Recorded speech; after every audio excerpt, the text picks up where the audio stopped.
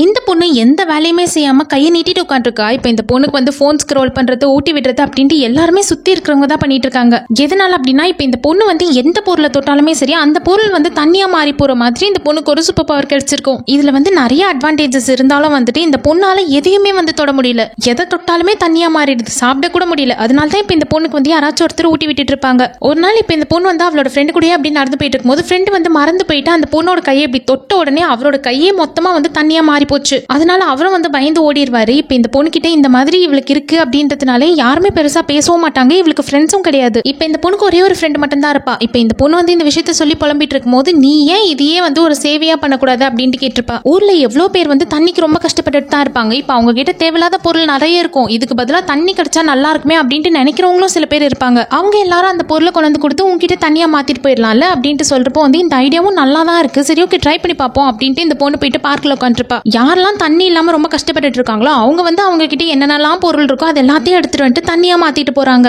வீட்டுல இருக்கிற பழைய ஃப்ரூட்ஸ், ஸ்க்ரப், வாட்ச் அப்படின்ட்டு எல்லாத்தையும் தண்ணியா மாத்திட்டு இருப்பாங்க. இந்த பொண்ணுக்கு வந்து ஒரு விதத்துல நம்ம நல்ல உதவிதான் பண்ணிட்டு இருக்கோம் அப்படின்னு நினைச்சாலும் இன்னொரு பக்கம் பார்த்தா ரொம்ப போரிங்கா இருக்கு. என்னடா வேலை இது அப்படின்ட்டு ரொம்ப வந்து சோகத்திலே தான் உட்காந்துருப்பா. அப்போதான் இன்னொருத்தரும் வந்திருப்பாரு. அவர் வந்து உன்னை எனக்கு ரொம்ப பிடிச்சிருக்கு அப்படின்னு சொல்வாரு. என்னெல்லாம் பிடிச்சிருக்குன்னு சொல்லாத, சப்போஸ் நான் வந்து உன் கையை பிடிச்சா அப்படின்னாலே நீ வந்து தண்ணியா மாறிடுவியே, அதுக்கு என்ன பண்ண முடியும் அப்படின்னு தான் கேட்டிருப்பா. என்ன டச் பண்ணா நான் தண்ணியா மாறனா இல்லையா அப்படின்றத டெஸ்ட் பண்ணி பார்த்துடலாம், நீ முதல்ல வந்து என்னோட பாக்கெட்டுக்குள்ள கையை விட அப்படின்னு சொல்லியிருப்பாரு. இந்த பொண்ணு நம்பிக்கையே இல்லாம தான் கையை உள்ள விட்டுருப்பா. ஆனா பார்த்தா இப்ப அவரு வந்து தண்ணியா மாறவே இல்லை. இந்த பொண்ணுக்கு ஒரே சந்தோஷமா இருக்கு. யாரை தொட்டாலும் வந்துட்டு அவங்க தண்ணியா மாறிடுவாங்க. ஆனா இவரை தொட்டா மட்டும் தண்ணியா மாறவே இல்லை. இவரை எந்த காரணத்துக்கும் நம்ம மிஸ்ஸே பண்ணிடக்கூடாது, இவரை விட்டா கண்டிப்பா நம்மளுக்கு வேற ஆளும் கிடைக்க மாட்டாங்க அப்படின்ட்டு இந்த பொண்ணும் போயிட்டு ப்ரப்போஸ் பண்றதுக்கு முன்னாடி அவர் வந்து சாக்லேட்டோட ரெடியே வந்திருப்பாரு. எல்லாரும் இந்த பொண்ணு கிட்ட இருக்கிற இந்த மாதிரி பவரை நினைச்சு பயந்து ஓடினாலும் இவர் மட்டும் ரொம்ப தைரியமா வந்து காதல சொல்வாரு. எல்லாரும் இந்த பொண்ணு பார்த்து பயந்து தான் ஓடி இருப்பாங்க. ஆனா இவர் மட்டும் உண்மையா லவ் பண்ணி அந்த லவ் வந்து இவர்கிட்ட உண்மையா சொன்னதுனாலே இப்ப இவர்கிட்ட மட்டும் அந்த பவர் ஒர்க் ஆக மாட்டேங்குது.